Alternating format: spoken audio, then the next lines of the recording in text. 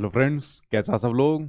तो फ्रेंड्स, आज की वीडियो के अंदर मैं आपको कराने वाला हूँ एक बड़ा ही महत्वपूर्ण चैप्टर जो कि आपके एग्जाम में डेफिनेटली एक नंबर का देखने को जरूर मिल जाता है। ठीक है, इस चैप्टर से कुछ जरूरी बातें और आपको बताऊंगा जो इस चैप्टर से जुड़ी हुई है। तो चलिए शुरुआत कर लेते हैं आज आपके इस चैप्टर की। देखिए, आप लोगों ने अपने सीटेट के एग्जाम में देखा होगा कंस्ट्रक्टिविज्म यानी रचनावाद के नाम से कुछ क्वेश्चन आते हुए देखे होंगे। और चाहे आपका मतलब कोई भी पेपर हो उसमें जरूर देखने को मिलता है, क्योंकि आप लोग दोनों ही पेपर की तैयारी करते हो।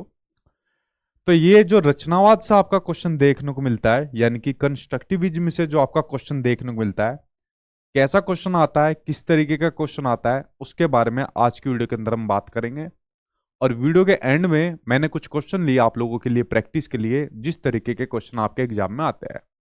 मैं कहूँ सबसे आसान क्वेश्चन आपका कंस्ट्रक्टिविज्म यानी कि रचनावाद, इससे देखने को आपको मिल जाता है। ठीक है, तो चलिए बात कर लेते हैं आज आपके इस वाले चैप्टर के ऊपर, कंस्ट्रक्टिविज्म के ऊपर। ठीक है, देखिए जो आपके सिलेबस के अंदर आपका दिया हुआ है रचनावाद यानी कि कंस्ट्रक्टिविज्म, बेसिकली आपका जो मनोविज्ञान के संप्रदाय है उसका सबसे लास्ट वाला जो आपका संप्रदाय है, जिसको निर्मितवाद या रचनावाद आप लोग कह लीजिए, इंग्लिश के अंदर जिसको कंस्ट्रक्टिविज्म के नाम से जाना जाता है, बस यही आपको पढ़ना होता है।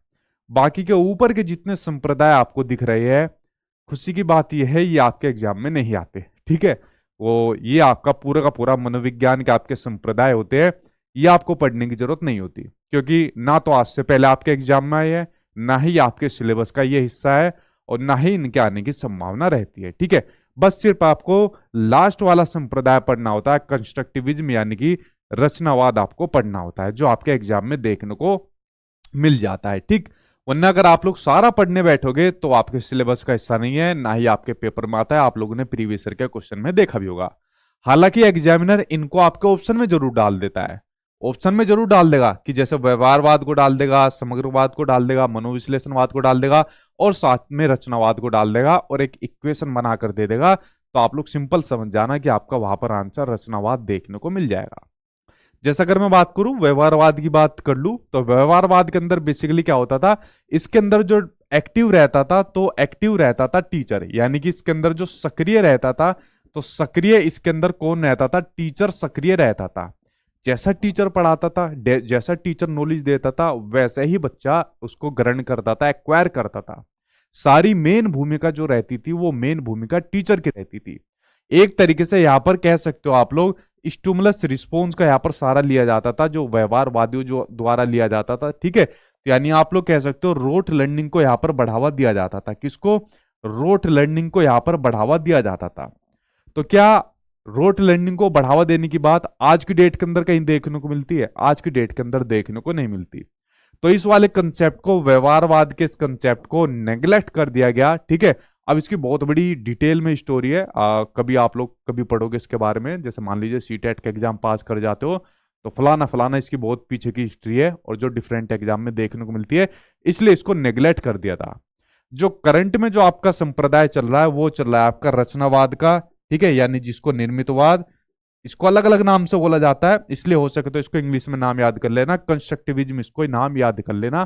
ठीक है, जो आपको पढ़ना है और जो करंट में अब आपका चल रहा है, जो सभी स्कूलों के अंदर जिसका प्रचलन अब आपको देखने को मिल जाता है। ठीक, ये बात आप लोग समझ गए।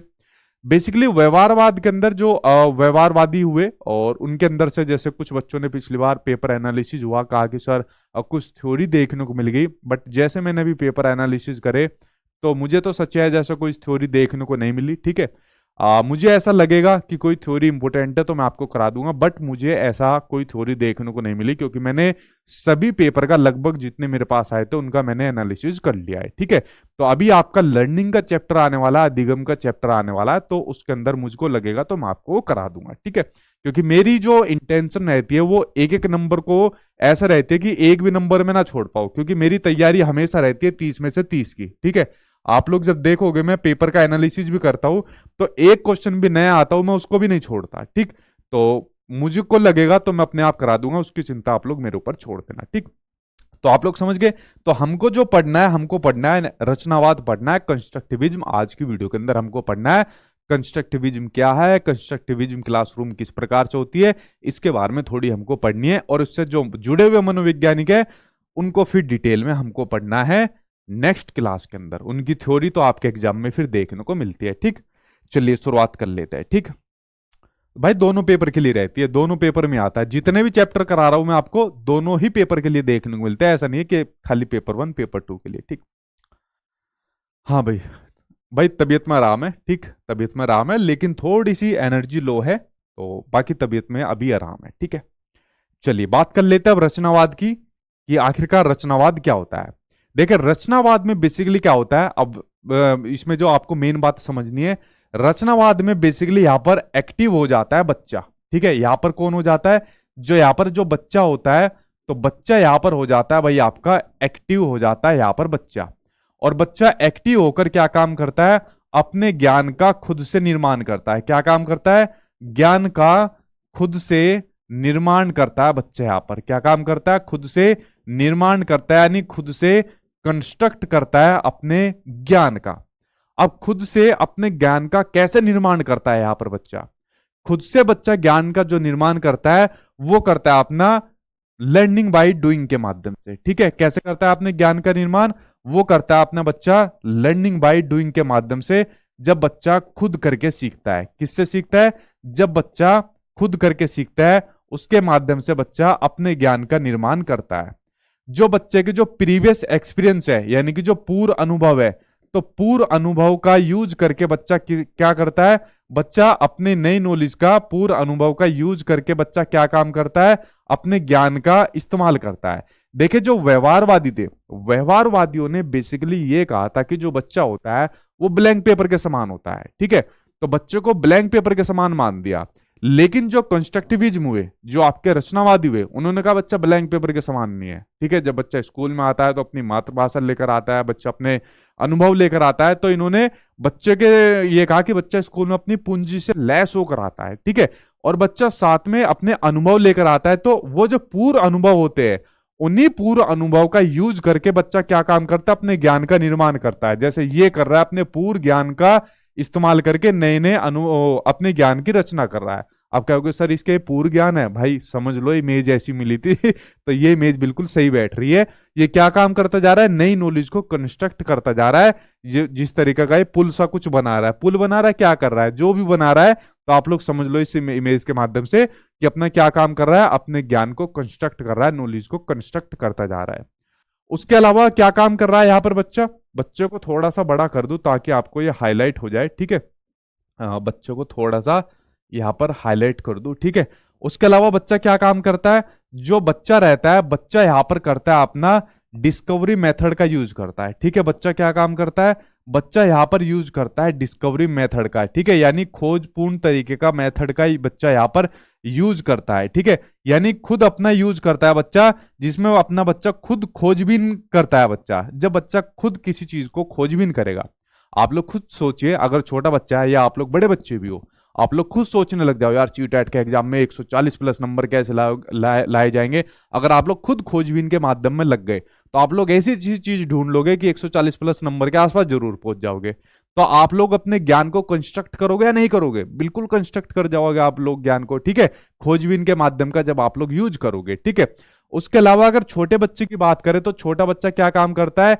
हैंड्स ऑन एक्टिविटीज का यूज करता है। किसका यूज करता है बच्चा, हैंड्स ऑन एक्टिविटीज का भी बच्चा यूज करता है, हस्तपरक गतिविधियों का भी बच्चा यूज करता है। यहां पर किसमें, अपना रचनावाद के अंदर इन गतिविधियों का भी बच्चा जो होता है अपना वो यूज करता है। ठीक है, उसके अलावा बच्चा इसमें क्या काम करता है, सामाजिक अधिगम भी करता है, यानी कि बच्चा सोशल लर्निंग भी करता है। इसी के अंदर क्या करता है, सोशल लर्निंग, यानी कि सामाजिक अधिगम भी बच्चा इसके अंदर करता है, यानी समाज से भी नई नई चीजें सीखता है। क्या काम करता है, समाज से नई नई चीजें सीखकर अपने ज्ञान की रचनाएं करता है, ज्ञान को कंस्ट्रक्ट करता रहता है।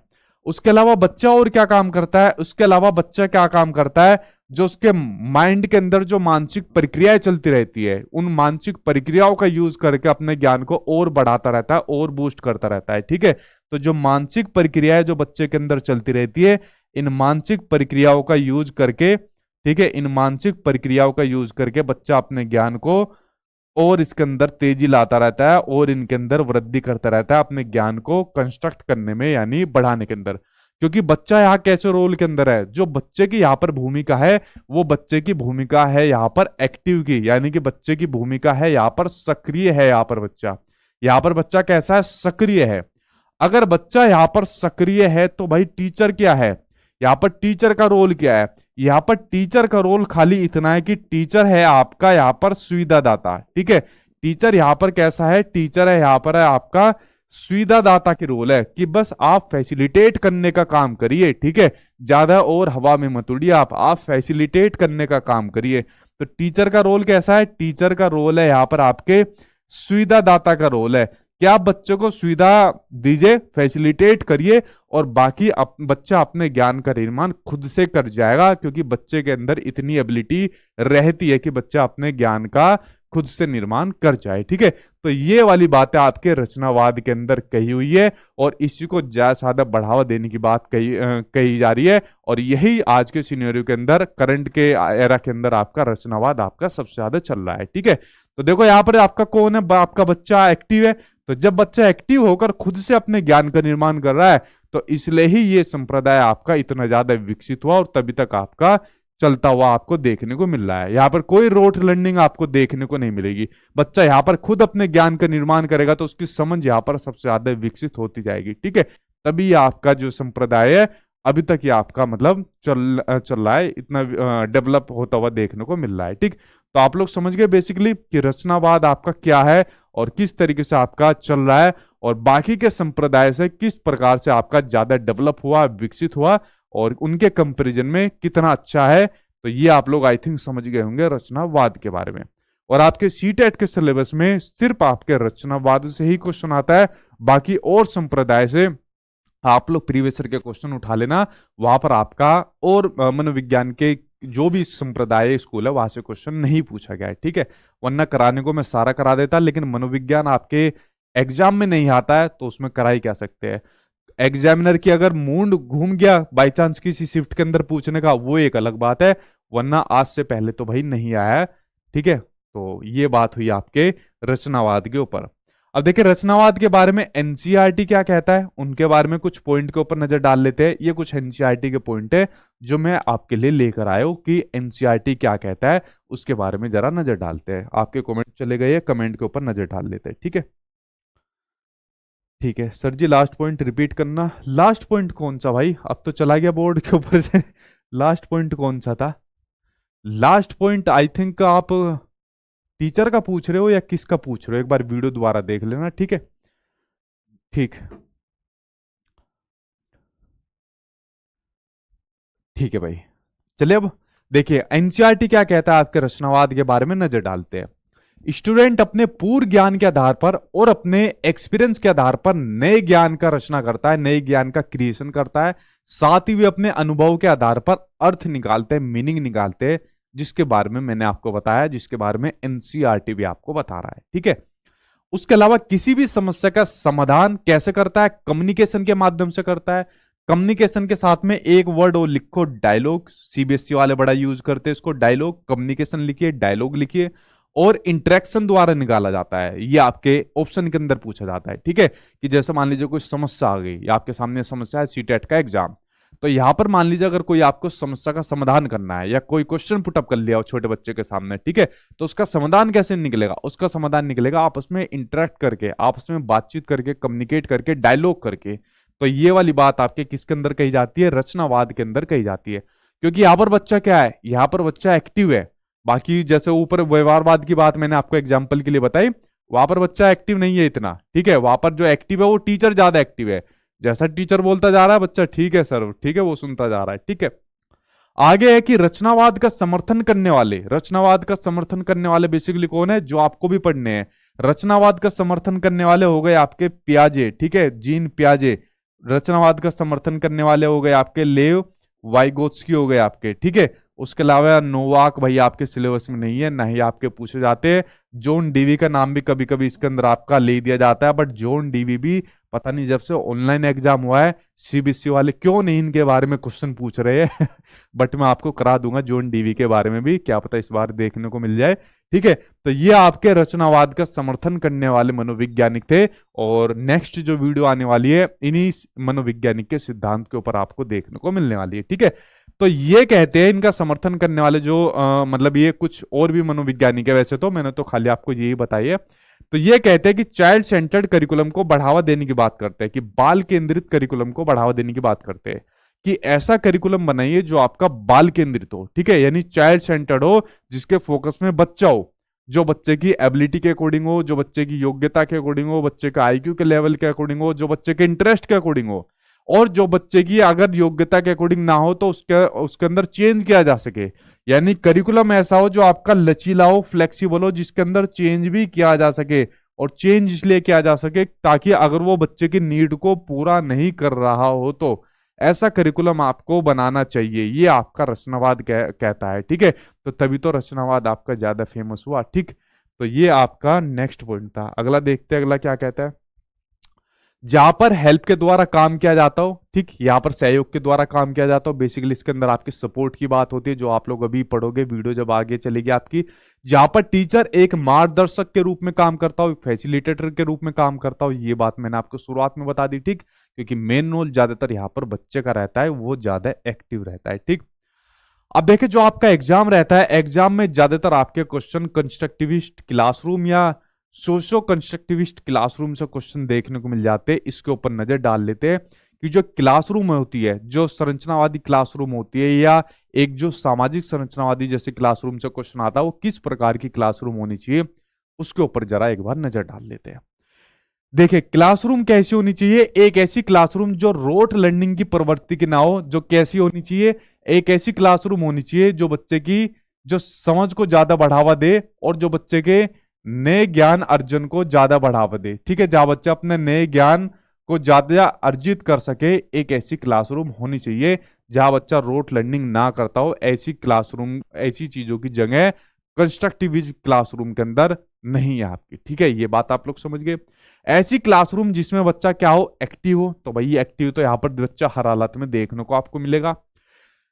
कंस्ट्रक्टिविज्म आधारित क्लासरूम में शिक्षक की भूमिका क्यूरियोसिटी उत्पन्न करने वाली हो और इंटरेस्ट जागृत करने वाली हो।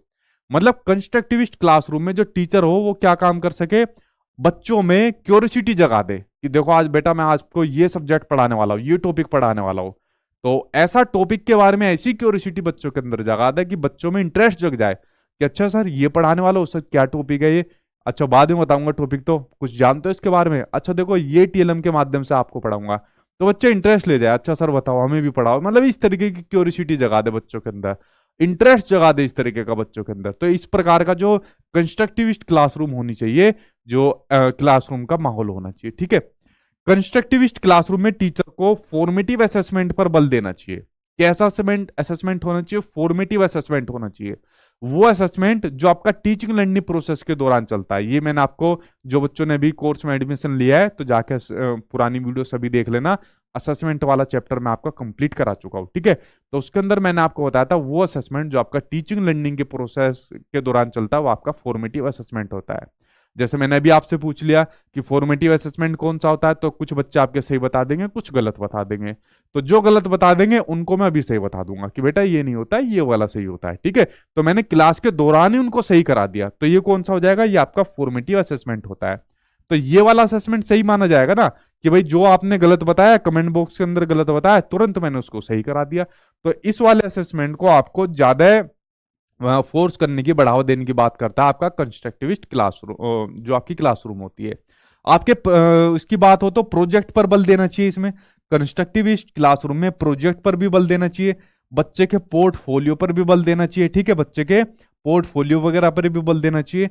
तो ये सब तरीकों पर बल देना चाहिए अगर बच्चे के यहाँ पर असेसमेंट की बात आपको देखने को मिल रही है तो। ठीक है, ऐसी क्लासरूम के अंदर ये सब चीजें आपकी होनी चाहिए। आगे देखते हैं, टीचर फैसिलिटेटर की सुविधा प्रदान करता हो और अपने शिक्षक के दौरान विद्यार्थियों की समझ संपूर्ण संसाधन उपलब्ध कराता हो। देखिए बेसिकली आपके एग्जाम के अंदर एक ऑप्शन देखने को मिलता है कि वो बच्चों को अच्छे जो है एक हिंदी में टर्म उन्होंने दी थी, संपन्न युक्त संसाधन है। अब पता नहीं संपन्न युक्त संसाधन था या सुविधा युक्त संसाधन था, कुछ इसी प्रकार की टर्म उन्होंने यूज की थी। काफी टाइम पहले मैंने क्वेश्चन पढ़ा था, ठीक है। तो बेसिकली संसाधन जरूरत है वहां पर, ठीक है। यानी अपने बच्चों को संसाधन का बेसिकली मतलब ये कंस्ट्रक्टिव इस क्लासरूम के अंदर ऐसे संसाधन उपलब्ध कराए। संसाधन के अंदर बेसिकली आ जाएंगे आपके जो आपके टीएलएम वगैरह होते हैं, जो आपके टीचिंग मेथड्स वगैरह होते हैं, ठीक है, ये सब आपके संसाधन के अंदर आ जाएंगे। और वहीं पर एग्जामिनर ने एक छोटा सा वो टेक्निकल चीज वहां पर फंसाई हुई थी। उसने दे दिया प्रिंट रिच संसाधन दे दिया। क्या दे दिया? उसने दे दिया ऑप्शन के अंदर प्रिंट रिच संसाधन दे दिया, ठीक है। प्रिंट रिच रिसोर्स दे दिया, प्रिंट रिच आपका संसाधन दे दिया। अब देखो प्रिंट रिच संसाधन क्या दे दिया, ऐसे हल्के से ऑप्शन के अंदर एग्जामिनर फंसा देता है, जो अभी सीटेट के अंदर क्वेश्चन पूछा। अब जैसे मान लीजिए क्लासरूम है, ये कंस्ट्रक्टिविस्ट क्लासरूम है जहां पर मैं पढ़ा रहा हूं, छोटे बच्चे सामने बैठे हैं। अब यहां पर प्रिंट रीच का मतलब है कि पूरी क्लासरूम के अंदर आप कुछ ऐसे पोस्टर लगवा दीजिए, कुछ ऐसे चार्ट बनवा दीजिए जहां पर अल्फाबेट लिखी हो, जहां पर आपके कुछ पौधों के नाम लिखे हो, जहां पर पौधे बने हो, चार्ट के ऊपर कुछ आपके जो फल वगैरह बने होते हैं उनके लगे हो, कुछ प्लैनेट्स बने हो। इस तरीके से कुछ प्रिंट रिच जो आपकी क्लासरूम है वो बनी हो। बच्चा डेली क्लासरूम में आता है, डेली फलों को देखेगा, जानवरों को देखेगा, पौधों को देखेगा। जब कॉन्क्रीट शेप में उनको देखेगा, मूर्त शेप में देखेगा, और साथ में उनके नाम लिखे हुए पड़े देखेगा, साथ में काउंटिंग भी देखेगा, तो बच्चा जल्दी सीख जाएगा। तो कंस्ट्रक्टिविस्ट क्लासरूम में ऐसा प्रिंट रिच रिसोर्स भी देखने को मिलना चाहिए। साथ में टीएलएम होनी चाहिए।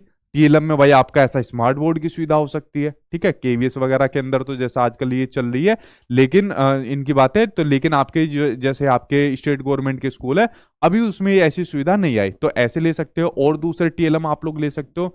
तो कंस्ट्रक्टिविस्ट क्लासरूम में ऐसे नए नए तरीके होने चाहिए ताकि बच्चा जल्दी जल्दी अपने ज्ञान को और बढ़ा सके, ठीक है। तो यहां पर संसाधन का मतलब बेसिकली ये उसका मीनिंग था, ठीक है। शिक्षक विद्यार्थियों के सामने ऐसा वातावरण पैदा करे जिसमें विद्यार्थी अपने आप को अकेला महसूस नहीं कर सके। बेसिकली सिंपल सा ये मतलब आपको समझना है, ऐसा वातावरण बनाएगा जो वातावरण हो आपका लोकतांत्रिक। कैसा वातावरण हो? जो वातावरण हो आपका लोकतांत्रिक, यानी कि वातावरण होना चाहिए आपका डेमोक्रेटिक, आपका वातावरण होना चाहिए। डेमोक्रेटिक मतलब सभी के लिए समान, सभी के लिए इक्वल आपका वातावरण होना चाहिए, ठीक है। एक ऐसा वातावरण होना चाहिए, जैसे मान लो आप लोग आ गए, आप लोगों ने पैसे दे दिए, सभी ने बराबर दे दिए, ठीक है, बराबर लेके कोर्स बराबर पैसे दे दिए। अब मान लो आप में से कुछ बच्चे ऐसे उन्होंने कुछ फालतू पैसे दे दिए कि सर हम कुछ फालतू पैसे दे रहे हैं, हमें थोड़ा एक्स्ट्रा ट्रीटमेंट देना, हमें थोड़ा सा पीडीएफ भी हमें अलग से देना, हमें थोड़ा सा एक्स्ट्रा टाइम दे के 25-20 मिनट अलग से देना। तो ये डेमोक्रेटिक एनवायरनमेंट नहीं होगा। डेमोक्रेटिक एनवायरनमेंट ये होगा ताकि सभी बच्चों को समान शिक्षा दी जा सके बिना किसी भेदभाव के, जो आपका इंक्लूसिव एजुकेशन का कंसेप्ट कहता है, ठीक है। तो डेमोक्रेटिक एनवायरनमेंट आपका देना चाहिए। ये नहीं कि किसी बच्चों को, जैसे हमारे टाइम में स्कूल टाइम में होता था, जो टीचर होता था क्या काम करता था, प्राइवेट ट्यूशन देता था। जो प्राइवेट ट्यूशन देते थे उसको अलग ट्रीटमेंट देता था। अच्छा तू बड़े दिनों से स्कूल में नहीं आया, चल तू चुप बैठ जा, ठीक है। शोर भी मचाता था तब भी कुछ नहीं कहता था, और कुछ प्रैक्टिकल वगैरह कुछ हो गया, कुछ और बात होगी, उसको ज्यादा नंबर देता था, ठीक है। और जो ट्यूशन नहीं लेता था उसको ऐसे देखते थे, बस इसको तो आज ही तोड़ दू, आज बढ़िया करके इसको तोड़ दू। तो डेमोक्रेटिक एनवायरनमेंट नहीं होता था, ना ही वो कंस्ट्रक्टिविस्ट क्लासरूम का माहौल देखने को मिलता था। होता था आपके साथ ऐसा ही वो माहौल होता था, ठीक है। तो आपको डेमोक्रेटिक एनवायरनमेंट क्लासरूम के अंदर बनाना है, सभी को समान आपको बनाना है, ठीक है। आप लोगों को याद आ गई होगी अब अपने क्लास टीचर की, कि कौन आपका ऐसा क्लास टीचर था जो आपका ऐसा माहौल बना कर रखता था, ठीक है। चलिए अब बात कर लेते हैं कंस्ट्रक्टिविस्ट के आपके टाइप्स की, कंस्ट्रक्टिविस्ट के आपके प्रकार की बात कर लेते हैं। अगर यहां तक आपको कोई परेशानी हुई तो बताइए, ठीक है। अब बाला, हाँ बाला इसको कह सकते हो कि बिल्डिंग एज जो लर्निंग एड, ठीक है। बाला का एक बच्चे ने पूछा, तो बाला को अगर मैं बताऊं, कहा गया बाला भाई, बाला का पूछ रहे, देखे बाला का बेसिकली अगर मैं आपको बताऊं, बाला का मतलब होता है बिल्डिंग एज लर्निंग एड। अगर इसकी फुल फॉर्म की बात करें, ठीक है, बाला के फुल फॉर्म की बात करें कि बिल्डिंग को एक लर्निंग एड की तरह माना जाएगा। बेसिकली अभी आपका लर्निंग का चैप्टर आने वाला है, लर्निंग के चैप्टर के अंदर आपके लर्निंग एड आने वाले हैं, ठीक है। तो उसी के अंदर आपका बाला भी आ जाएगा। अब अभी आपने बीच में मतलब पूछ लिया, और बीच में मतलब इसलिए आपने पूछा कि जो मैंने आपको प्रिंट रिच वो जो बताया हुआ है, रिसोर्स बताया हुआ है, उसी से आपने मतलब पूछा है कि सर जैसे बाला भी हो सकता है। ठीक है, बाला आप लोग इसमें के ले सकते हो, लेकिन वहां पर पूरा का पूरा क्या किया जा रहा है, वहां पर पूरे स्कूल को वहां पर प्रिंट किया जा रहा है, पूरी बिल्डिंग को, दीवार को, सब चीज को वहां पर किया जा रहा है। ठीक है, यहाँ पर क्लासरूम के संसाधन की बात की जा रही है, जो उसके अंदर है, सिर्फ क्लासरूम के अंदर जो संसाधन है। ठीक है, तो बाला तो एक बहुत बड़े व्यापक रूप से आपका हो जाएगा। लर्निंग के टूल्स आने दीजिए, मैं आपको बाला भी बता दूंगा। ठीक है, चलिए बात कर लेते हैं टाइप्स ऑफ कंस्ट्रक्टिविज्म की बात कर लेते हैं। ठीक है, जो ट्यूशन पढ़ता था वो गधा, जो गधा भी होशियार, और जो ट्यूशन न लगाए वो डकैत जैसे ट्रीट करते थे। हाँ भाई, यही हाल होता था। ठीक, हाँ, ठीक है, ठीक, ठीक है। चलिए अब बात कर लेते हैं कंस्ट्रक्टिविस्ट के टाइप्स की, यानी कंस्ट्रक्टिविस्ट के प्रकार की, रचनावाद के प्रकार की। देखिए पहला देखने को मिलता है आपका कोग्निटिव कोग्निटिव कंस्ट्रक्टिविज्म देखने को मिलता है। ठीक है, संज्ञानात्मक रचनावाद देखने को मिलता है, जो आपका बेसिकली पियाजे साहब द्वारा दिया गया है। ये इसमें कहते हैं कि जो कोग्निशन होता है उसके द्वारा आपको ज्ञान निर्मित होता है। ठीक है, जो कोग्निशन होता है बेसिकली, अभी आपने जीन पियाजे की थ्योरी नहीं पढ़ी तो आपको पता नहीं चलेगा क्या कोग्निशन होता है, क्या मतलब कौन जीन पियाजे है। और आई थिंक बहुत से बच्चों ने यूट्यूब पर पढ़ लिया होगा, या जैसे प्रैक्टिस सेट देखते होंगे तो आपको बहुत सी चीजें पता भी होगी। ठीक है, तो बेसिकली इन्होंने कहा था कि रचनावाद जो होता है, जो आदमी अपने ज्ञान का निर्माण करता है, वो कोग्निशन द्वारा करता है। जो हमारे माइंड के अंदर जो प्रक्रियाएं चलती रहती है उनके द्वारा अपने कोग्निशन का यूज करके वो ज्ञान का निर्माण कर लेता है। उसी के अलावा दूसरे मनोवैज्ञानिक देखने को मिले, जो आपके थे लेव वाइगोत्स्की साहब। लेव वाइगोत्स्की ने कंसेप्ट दिया आपका सोशल कंस्ट्रक्टिविज्म का, यानी कि सामाजिक रचनावाद का। किसका? सामाजिक रचनावाद का, जो आपके सीटेट के एग्जाम में ये वाला सबसे ज्यादा देखने को मिलता है। ठीक है, किसका? सामाजिक रचनावाद का। तो लेव वाइगोत्स्की ने जो आपका दूसरा कंसेप्ट दिया सामाजिक रचनावाद का, सोशल कंस्ट्रक्टिविज्म का, ये कहता है कि जो बच्चे अपने ज्ञान का निर्माण करता है, ज्ञान को निर्मित करता है, वो समाज से इंटरेक्ट करके करता है। किससे? समाज से, सोसाइटी से इंटरेक्ट करके करता है। लेव वाइगोत्स्की ने जो अपने सोशल कंस्ट्रक्टिविज्म के अंदर ये वाली बात कही थी। ठीक है, और आपके एग्जाम में वाइगोत्स्की साहब का सबसे ज्यादा देखने को मिलता है। ठीक है, ना कि आपके प्याजे साहब का इतना देखने को मिलता है, अभी तक तो नहीं आया था।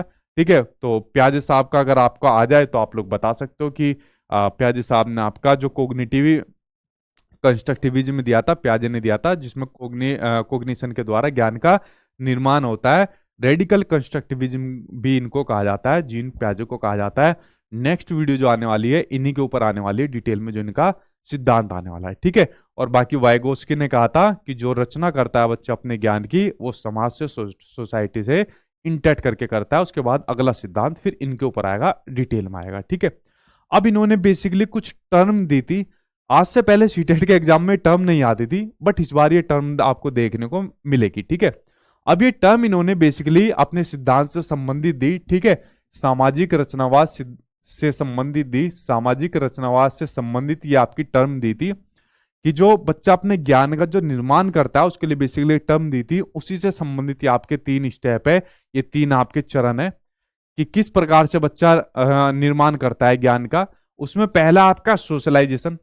सोशलाइजेशन के अंदर बच्चा क्या काम करता है? जो समाज होता है, जो समाज होता है, समाज के यहाँ पर बच्चा नियमों को मानकर फिर ज्ञान की रचना करता है। समाज के अंदर कौन आ जाता है? उसका परिवार आ जाता है, स्कूल आ जाता है, आसपास के एनवायरनमेंट के अंदर लोग आ जाते हैं।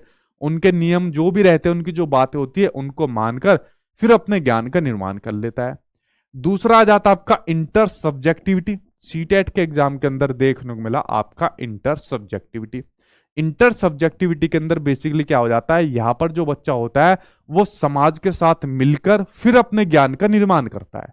समाज के साथ मिलकर कैसे? या तो अपनी फैमिली के साथ मिलेगा, या अपने स्कूल के टीचर, अपने दोस्त यार के साथ मिलेगा, या आसपास के एनवायरनमेंट के साथ मिलेगा, और मिलकर फिर अपने ज्ञान का निर्माण करता है। ठीक है, उसके बाद आ जाता है आपका इंटरनलाइजेशन, जब अपने आप आदमी ज्ञान का निर्माण खुद अपने अंदर झांक कर खुद इंटरनलाइजेशन करके करता है। ठीक है, तो ये आपका इंटरनलाइजेशन के अंदर आ जाएगा। ठीक है, तो इस प्रकार से ये 3 प्रोसेस आपके इन्होंने बताए थे।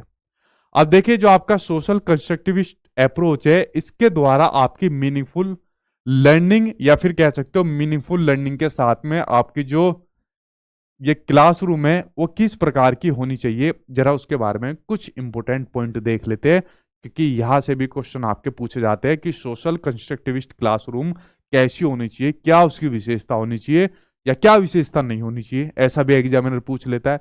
तो आप जरा इनके पॉइंट देख लीजिए, मेन मेन इसकी विशेषता देख लीजिए।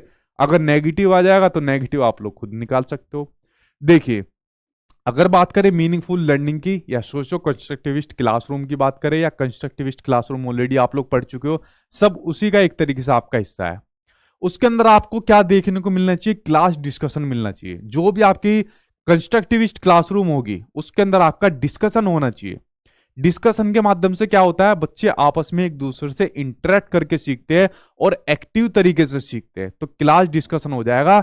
और क्लास डिस्कशन में कैसे सीखेंगे, एक्टिव तरीके से बच्चा यहां पर सीखेगा। कैसे एक्टिव तरीके से यहां पर बच्चा सीखेगा और आपस में इंटरेक्ट करके सीखेगा। कैसे सीखेगा बच्चा, बच्चा यहां पर सीखेगा आपस में इंटरेक्ट करके, यहां पर बच्चा सीखेगा। ठीक है। दूसरा हो जाएगा आपका डिस्कवरी लर्निंग। देखिए, कोई भी आपकी क्लासरूम हो गया, मीनिंगफुल लर्निंग जिसके अंदर आपको देखने को मिलेगी, उसके अंदर आपका डिस्कवरी लर्निंग जरूर होगी, जिसके बारे में मैंने आपको शुरुआत में बताया। एनईपी 2020वीं इसको ज्यादा से ज्यादा बढ़ावा देने की आपकी बात कर रही है। कौन, आपकी एनईपी 2020वीं ये कह रही है कि डिस्कवरी लर्निंग को ज्यादा से ज्यादा बढ़ावा दो, जिसमें बच्चा अपना खोजबीन करके कुछ चीजों को सीख पाए। आपने बच्चों को कोई काम दे दिया, ठीक है, नोट होमवर्क, नोट असाइनमेंट, मतलब ये इस प्रकार का काम नहीं होना चाहिए। आपने XYZ कोई काम दे दिया कि बेटा जा अपने जो बॉडी होती है, जो ह्यूमन बॉडी होती है, उसके बारे में कोई मतलब कुछ विशेषता लिख के लाइए। ठीक है, तो बच्चा घर जाएगा, घर जाके वो अपनी बॉडी के बारे में विशेषता लिखेगा। फिर अपने आसपास के लोग हैं उनसे पूछेगा, जो बुजुर्ग है उनसे पूछेगा, जो छोटे बच्चे उनसे उनसे बारे में पूछेगा। तो ये सब विशेषता बच्चा ऑब्जर्वेशन के माध्यम से अपने पास ये डेटा कलेक्ट करेगा और फिर अगले दिन स्कूल में जाकर लिखेगा। तो बच्चे ने क्या काम करा, बच्चे ने एक्टिव होकर चीजों को, एक्टिव होकर डेटा को कलेक्ट करा और फिर चीजें सीखी और अगले दिन जाकर टीचर के सामने प्रेजेंट करा। जबकि होमवर्क देकर और अपना कुछ असाइनमेंट कलेक्ट कराकर टीचर को दे दिया तो वो आपकी सिर्फ एक रोट लर्निंग की तरफ बढ़ावा देती है, और रोट लर्निंग हमको बच्चों को नहीं करानी। ठीक है। अगला है सेल्फ इनिशिएटेड इंक्वायरी। जब शुरू से किसी काम की खोज करता है कि सर ये वाला काम ऐसे क्यों है, अच्छा सर मैं ये वाला काम कर सकता हूं, लेकिन हमने आज से पहले ऐसा कोई काम नहीं करा है। ठीक है, हम ये क्या काम करते थे कि ये पहले वाला काम ये करेगा, सर ये वाला काम मैं नहीं करूंगा। अगर टीचर क्वेश्चन भी पूछता था ना कि ये वाला सवाल किसको आता है, तो हाथ शायद ही किसी का खड़ा होता था आप में से किसी का हाथ नहीं, पहले देखते थे चारों तरफ किसका खड़ा हो रहा है, फिर खड़ा करते थे। ठीक है, तो आप में से था कोई तुर्रम का जो पहले हाथ खड़ा करता था, ऐसे खड़ा करते थे आराम आराम से देख देख के। ठीक है, तो यहां पर जो क्या हो, स्वयं शुरू की जांच करो। ठीक है, सेल्फ इनिशिएटेड इंक्वायरी यहां पर करनी चाहिए आपकी इस प्रकार की क्लासरूम में। ठीक है, कंस्ट्रक्टिविस्ट के अंदर कोलैबोरेटिव एंड कोऑपरेटिव लर्निंग। देखिए, कोलैबोरेटिव एंड कोऑपरेटिव लर्निंग जिसके ऊपर आपका सबसे ज्यादा फोकस किया जाता है। कोलैबोरेटिव लर्निंग के अंदर आपकी सहयोगात्मक शिक्षा के अंदर जहां पर आपस में इंटरेक्ट करके चीजें सीखी जाएगी। कैसे, जहां पर आपस में चीजें इंटरेक्ट करके चीजें सीखी जाएगी। और कोऑपरेटिव लर्निंग के अंदर जहां पर आपस में ग्रुप बांट दी जाएंगे, छोटे छोटे ग्रुप बांट दी जाएंगे। ठीक है, और बेसिकली ग्रुप कोई ज्यादा बड़े नहीं होंगे, 3 से 5 तक के आपके ग्रुप हो सकते हैं, छोटे छोटे ग्रुप बांटकर, और फिर उन पर उनको ऑब्जर्व किया जाएगा। ऑब्जर्व कौन करेगा, टीचर करेगा। और फिर आपका कोऑपरेटिव लर्निंग के माध्यम से ये ग्रुप भी आपस में क्या काम करेंगे, इंटरेक्ट करेंगे एक दूसरे से। ठीक है, तो ये आपका कोऑपरेटिव लर्निंग के अंदर आ जाएगा। तो बेसिकली यहां पर भी आपका एक कंस्ट्रक्टिविज्म का भी तो एग्जांपल देखने को मिलेगा। यहां पर भी इंटरेक्ट कर रहे हैं, यहां पर भी इंटरेक्ट कर रहे हैं चीजें। ठीक है, तो सोशल कंस्ट्रक्टिविस्ट के अंदर आपका ये भी आपको देखने को मिलेगा। ठीक है, क्योंकि यहां पर भी आपका क्या देखने को मिल रहा है, इंटरेक्शन यहां पर देखने को मिल रहा है। उसके अलावा एक्सपेरिमेंटेशन, जब कोई एक्सपेरिमेंट करेंगे तब भी आपका इसके अंदर देखने को मिलेगा। ठीक है, ठीक है, हिंदी में भी बताया करो। देखो कुछ टर्म ऐसी होती है, इनको हिंदी में नाम याद करोगे कंफ्यूज हो जाओगे, इसलिए मैं थोड़ी टर्म का आप जानकर नाम आपको इंग्लिश में बताता हूं। जब आप लोग आगे एग्जाम में जाओगे ना तब फंस जाओगे। जैसा भी मैं कंस्ट्रक्टिविज्म में बता रहा हूं, इसके कई नाम हिंदी के अंदर है। अच्छा एक बात बताओ, एक नाम इंग्लिश में नाम याद करना सही है या उसी के 4 नाम हिंदी में याद करना सही है? मुझे एक बात बताओ, एक नाम इंग्लिश में नाम याद करना सही है ना, बजाय उसको 4 नाम इंग्लिश में याद करने से बढ़िया। इसलिए मैं आपको थोड़ा सा इंग्लिश में इसलिए बताता हूँ इन नामों को, ताकि वो आपको जुबान पर पक्के हो जाए, वरना आगे जाके फिर आपको दिक्कत होने वाली जब किसी मेन एग्जाम के अंदर आप बैठोगे। ठीक है, अब देखो, एक्सपेरिमेंट याद करना सही रहेगा या परीक्षण याद करना सही रहेगा? खुद सोच के देखो, एक्सपेरिमेंट या परीक्षण, परियोजना सही रहेगा, प्रोजेक्ट सही रहेगा? तो ये तो डेली कॉमन में हमारे यूज होते हैं। ठीक है, फील्ड ट्रिप हो गया या क्षेत्र भ्रमण रहेगा।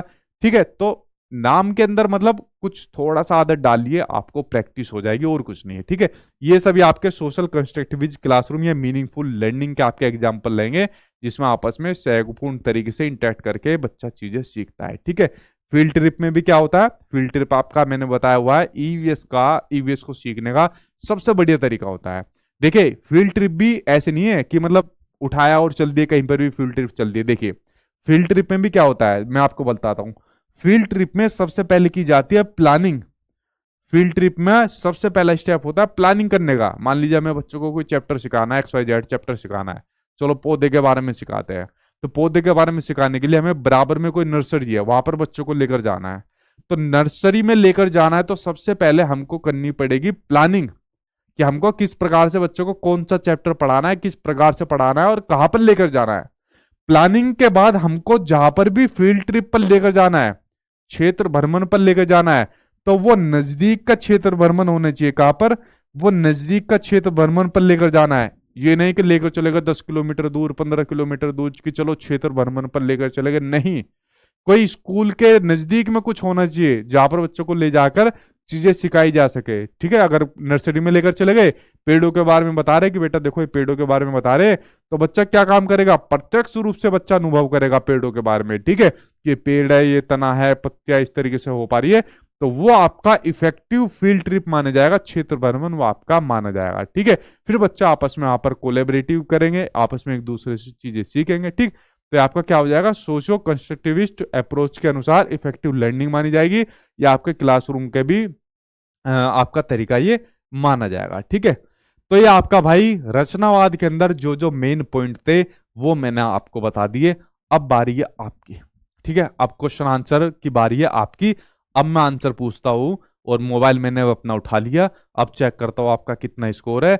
जो आंसर गलत देगा उसके बैच को डीएक्टिवेट करवा दूंगा। अब देखता हूं कौन आंसर देगा। ठीक है, अभी अपने को बैठाता हूं, इनका आंसर देगा, जो जो गलत देता है इनके बैच डीएक्टिवेट करवाते जाइए। ठीक है, जो आंसर सही देगा उसको इनाम देते जाइए। ठीक है, इनाम के अंदर उसको पता है क्या मिलेगा, उसको 1-1 रुपया मिलता जाएगा हमारी तरफ से। ठीक है, चलो भाई अब लेते हैं आप लोगों का टेस्ट। आ जाओ सामने स्क्रीन पर, देखते हैं कौन तुर्रम खाए। ठीक है, वैसे भी ज्यादा बड़े क्वेश्चन तो है नहीं, इसके आसानी क्वेश्चन है, सारा चैप्टर तो बता दिया। चलो अब शुरुआत कर लेते हैं। पहला क्वेश्चन है आपका, एक रचनावादी कक्षा में डैश सीखने का केंद्र है, बताओ कौन सा सीखने का केंद्र है। पहला क्वेश्चन स्क्रीन पर आ गया। अनुबंधन, कंडीशनिंग, जी नहीं। रटकर स्मरण करना, रोट मेमोराइजेशन आपका हो ही नहीं सकता। ठीक है, क्योंकि रचनावाद रटकर सीखने को बढ़ावा देने की बात नहीं कर, ये तो मैं ही बता रहा हूं। ठीक है, फिर आप लोगों का बैच कैसे डीएक्टिवेट होगा, फिर दोबारा से बैच कैसे ले पाओगे, ये तो मेरा नुकसान हो जाएगा। अर्थ बनाना, चलो ये तो बता देता हूं, 2 ऑप्शन तो मैंने दे दिए। अर्थ बनाना क्या हो जाएगा, अर्थ बनाना यानी कि मीनिंग मेकिंग हो जाएगा, आंसर नंबर 3 से हो जाएगा। ड्रिल एंड प्रैक्टिस किसको बढ़ाता है, ड्रिल एंड प्रैक्टिस बढ़ाता है आपका रोट लर्निंग को बढ़ाता है। तो ये आपको कभी आंसर सही नहीं बताता, ये मेरी तरफ से आप लोगों के लिए सही है। इसके बाद आप लोगों का कटेगा। ठीक है, अगला क्वेश्चन देखते सामने आपकी स्क्रीन पर, ये रहा नेक्स्ट क्वेश्चन, इसका बताओ जल्दी से। ठीक, अगला क्वेश्चन सामने स्क्रीन पर आ गया। निम्न में से किसे सामाजिक रचनावादी सैद्धांतिक के रूप में भी जाना जाता है? BF Skinner, Lawrence Kohlberg, JP Guilford, या फिर लेव वाइगोत्स्की? बताओ सही जल्दी से आंसर। ठीक है, हाँ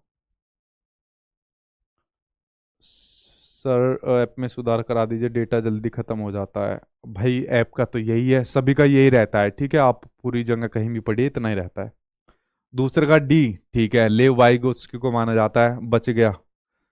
ठीक है, नजर है मेरी एक एक के ऊपर, देख लो। ठीक है, गया आज, वरना बहुतों का बैच जाएगा। ठीक, फिर मत कहना। अगला देखो, इनमें से कौन सा सामाजिक रचनावादी क्लासरूम का एग्जाम्पल है? एक कक्षा जहां शिक्षक पाठ्य पुस्तक में प्रश्नों के उत्तर निर्धारित करता है, एक कक्षा जहां जो पढ़ाया जाता है उसका निर्धारण इस बात से होता है कि क्या मूल्यांकन किया जाना है। एक कक्षा जहां शिक्षक विद्यार्थियों को उचित पुरस्कार देकर उनके व्यवहार को नियंत्रित करता है। एक ऐसी कक्षा जहां बच्चे सहयोगात्मक तरीके से सीखते हैं, यानी कि कोलेबरेटिव लर्निंग से सीखते हैं। ठीक है, बताओ जल्दी बताओ तीसरे का। अरे भाई ये कौन गया, दूसरे का पहला बता रहा था। एक तो मिल गया, एक बैच 1490 रुपये हमारे आ गए आज। कहा गया, ये ऊपर गया। इसका बताओ जल्दी तीसरे का। ठीक है, अमित क्या क्वेश्चन है भाई आपका? तीसरे का चौथा, हाँ ठीक है। देखो क्या हो जाएगा, एक ऐसी क्लासरूम जहां बच्चे कैसे सीख रहे हैं, कोलेबरेटिव लर्निंग से। किससे? कोलेबरेटिव लर्निंग से।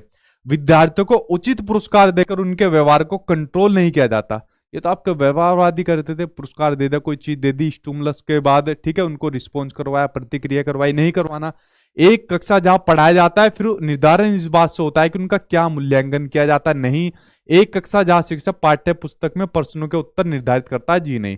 कोलेबरेटिव लर्निंग से जहां सीखा जाता है, वहां पर आपकी क्या होगी, सामाजिक रचनावादी क्लासरूम होगी। ठीक है, एक बच्चा बच गया, 1490 रुपए गए आज हमारे। ठीक है, अगला क्वेश्चन देखता हूं, इस बार नजर रखूंगा। अगला क्वेश्चन सामने स्क्रीन पर आ गया, ये रहा नेक्स्ट क्वेश्चन। निम्न में से कौन सा कथन सामाजिक रचनात्मक कक्षा में मूल्यांकन को चिन्हित करता है? बताओ भैया, आपका कौन असेसमेंट को चिन्हित करता है? मूल्यांकन को विद्यार्थियों में डर व तनाव पैदा करना चाहिए व प्रतिस्पर्धा को बढ़ावा देना चाहिए। देखो ये तो बिल्कुल सही आंसर है भाई। पहला ही आंसर आपका सही हो गया, कंपटीशन को बढ़ावा देना चाहिए। तो मैं तो पहले के साथ हूं। ठीक है, पहला ही आंसर आपका सही हो जाएगा। लेकिन बाकी भी पढ़ लेते एक बारी को। ठीक है, एक बार बाकी पढ़ के देख लेते हैं। अगला है, मूल्यांकन में विविध प्रकार के तरीके जैसे पोर्टफोलियो, कक्षागत, अंतःक्रिया शामिल होना चाहिए। ये तो बिल्कुल नहीं हो सकता। दूसरे वाला तो हो ही नहीं सकता किसी भी हालत में। जो दूसरे वाला देगा तो समझ लो वो तो हो ही नहीं सकता दूसरा। मूल्यांकन बच्चे के जानकारी के प्रत्यय स्मरण की क्षमता को बढ़ाने के लिए किया जा सकता है। इसका तो मुझे नहीं पता क्या है। मूल्यांकन को केवल बच्चों को क्या नहीं जानती पर केंद्रित होना चाहिए। बच्चा ये बच्चे क्या नहीं जानती, इसका मुझे भी नहीं पता। बताओ इसका चौथे का बताओ सही आंसर क्या होगा, इसका बताओ जल्दी से। चौथे का, चौथे का, चौथे का दो दे रहे हैं भाई, इनका नाम लिख जो दो दे रहे हैं। ठीक है, दो क्यों दे रहे हो भाई? चौथे का ए, हाँ अब सही आए ए वाले। कहा गए ए वाले? चौथे का तीन, हाँ ठीक है। ए वाले कहा गए, ए तीन। गए गए गए, जल्दी जल्दी। ये ए वाले और तीन वालों को पकड़ने जल्दी। ठीक है भाई, ठीक है। अरे गधो, फंस गए। मूल्यांकन को चिन्हित करता है, इतनी जल्दी फंस गए। तुम्हारे बैच जो है ना वाकई में डीएक्टिवेट करना पड़ेगा। अरे विद्यार्थियों में डर व तनाव पैदा करना चाहिए। बच्चों में डर और तनाव पैदा करने की बात कभी मैंने कही है? कभी नहीं करना चाहिए आपको बच्चों में डर और तनाव पैदा। एकदम ही मैंने फंसाया तो फंस गए। ठीक है, बता दिया ए और तीसरे के साथ। जो बच्चे अड़े हुए थे सेकंड पर, उनका आंसर सही है कि विविध प्रकार के तरीके, पोर्टफोलियो होना चाहिए। पोर्टफोलियो तो मैं बता चुका उनको। तो पोर्टफोलियो होना चाहिए, कक्षागत अंतःक्रिया होना चाहिए, आपस में इंटरेक्शन होना चाहिए। तो सेकंड आंसर आपका सही होना चाहिए। बता यार कैसे बच्चों यार फंस गए। ठीक है, क्या करोगे यार, अभी भी सी दे रहे हैं, थर्ड दे रहे हैं। थर्ड कौन सा है? मूल्यांकन बच्चों की जानकारी के प्रत्यय स्मरण, याद करने की क्षमता को बढ़ावा देता है। यार याद करने के साथ जाओगे? बताओ यार, नाम मिट्टी में मिलवा दिया यार, हटाओ। अब कितनों के बैच डीएक्टिवेट करेंगे यार? ऐसा पैसा नहीं चाहिए भाई आपका। अगला क्वेश्चन देखो, अगला क्वेश्चन सामने स्क्रीन पर है, और इसका किसी ने गलत बता दिया तो इसका वाकई में आपके बैच से ले लूंगा। ठीक है, इसका क्वेश्चन आपका लास्ट क्वेश्चन है, अगर इसका किसी ने गलत बता दिया। देखो, अब इसका सही से बता देना। ठीक है, एक सामाजिक रचनावादी क्लासरूम में सीखना किसको प्रोत्साहित किया जाता है? ठीक है, सीखना किसको प्रोत्साहित किया जाता है? अधिसंज्ञानात्मक कौशल, ये तो नहीं होने का। स्वनियमता, क्रिटिकल थिंकिंग, ये हो जाएगा। प्रॉब्लम सॉल्विंग, ये हो जाएगा। समस्या समाधान, ये भी नहीं होगा। अर्थहीन, ये भी नहीं होगा। अब बताओ सही आंसर क्या हो जाएगा? ठीक है, देखो अब जरा किसको कितने आ जाएंगे। ठीक है, बताओ जल्दी से, बताओ बताओ। प्राइज दीजिए सर, प्राइज नहीं तुम्हारे टांगे तोड़ेंगे जो है उल्टे सीधा आंसर बताते हो। अच्छा ये हटा देता हूँ, फंसोगे नहीं अब के। बताओ जल्दी आंसर। पांचवे का सी, पांचवे का सी यानी थर्ड। सी के साथ जाते जा रहे हो, दो वाले भी आ गए, दो और तीन, दो तीन में लड़ाई चल रही है, दो तीन दो तीन। ठीक है, चौथा नहीं होगा ये, पांचवा। चौथा नहीं होगा, चौथे के साथ ए वाला भी आ गया, तीसरा और चौथा। ठीक है, देखो भाई यहाँ पर किसकी बात हो रही है, रचनावादी क्लासरूम में सीखने को कैसे प्रोत्साहित कर सकते हो। पहली चीज आ गई आपकी क्या, मेटा कोग्निशन। मेटा कोग्निशन में बच्चा क्या काम करेगा, अपनी सोच को और ज्यादा बढ़ाएगा, ठीक है, यानी और ज्यादा डीप लेवल पर ज्यादा सोचेगा। तो पहला तो आपका सही हो जाएगा। सेल्फ रेगुलेशन करेगा, ठीक है, अपने आप को क्या काम करेगा, रेगुलेट करेगा। तो दूसरा भी आपका ठीक हो जाएगा। क्रिटिकल थिंकिंग का यूज करेगा, ठीक है, तो क्रिटिकल थिंकिंग तो गदो जहां पर भी आ जाएगी वो तो अपने आप ही ठीक हो जाएगी। प्रॉब्लम सोल्विंग करेगा, समस्या का समाधान करेगा, ये भी अपने आप ही क्या हो जाएगी, अपने आप ठीक हो जाएगी। मीनिंगलेस ड्रिल एंड रिहर्सल, ठीक है, मीनिंगलेस नहीं मीनिंगफुल होता, और ड्रिल नहीं होता यहां पर, तो आपका सही हो जाता है, ठीक है। तो ये गलत हो जाएगा, पहला दूसरा तीसरा चौथा। तो पहला दूसरा तीसरा चौथा आपका सही हो जाएगा। कहा है यार, ऑप्शन में नहीं है। अच्छा ये है ना, पहला दूसरा तीसरा चौथा, तो थर्ड, थर्ड आंसर यहां पर आपका सही हो जाएगा, ठीक है। तो इस तरीके से आपके जो क्वेश्चन थे वो कंप्लीट हो गए, और एक एक क्वेश्चन के अंदर आप फंस गए। तो ये चीज देखकर बड़ा अचंभा हुआ यार, मतलब कोई भी फंसा सकता है।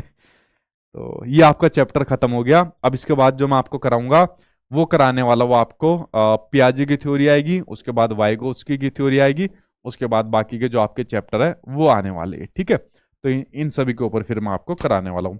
कोई सवाल हो, कोई क्वेश्चन हो, वो आप लोग पूछ सकते हो, जल्दी से पूछे, ठीक है। सर मेरा नाम ले लीजिए। ठीक है, माधव कुमार ले दिया भाई आपका नाम, ठीक।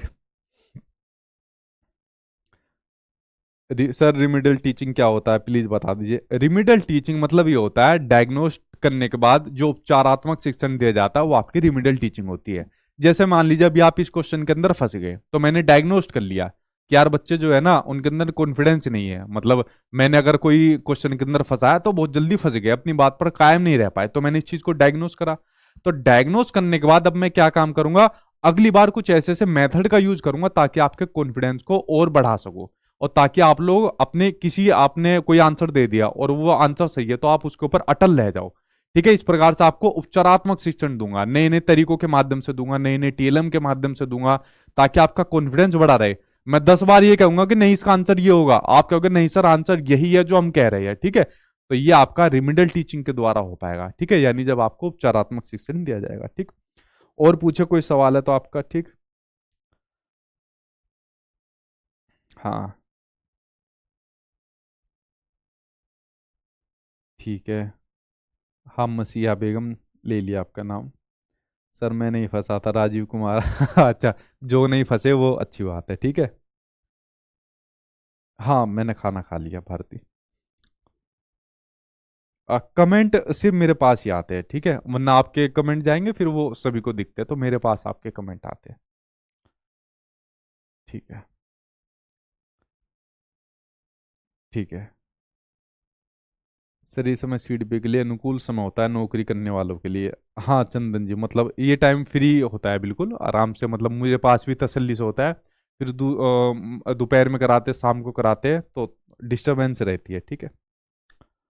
ठीक है, पुरस्कार दीजिए या आशीर्वाद दीजिए कि 140 नंबर आए। मेरा सब सही था, हाँ सत्यम। मतलब आशीर्वाद ही देंगे भाई, आप लोग 140 प्लस बहुत बच्चे इस बार लेकर आए, ठीक है, तो आशीर्वाद दिया आप लोगों के साथ, और मुझे उम्मीद है मतलब आप लोग लेकर आओगे। पिछली बार बहुत बच्चे लेकर आते बहुत, वो तो थोड़ा सा ईवीएस के अंदर दिक्कत हो गई थी जहां पर दो चार बच्चों के नंबर कटे, वरना बहुत लेकर आते, तो आप लोग लेकर आओगे, ठीक। हाँ ठीक है।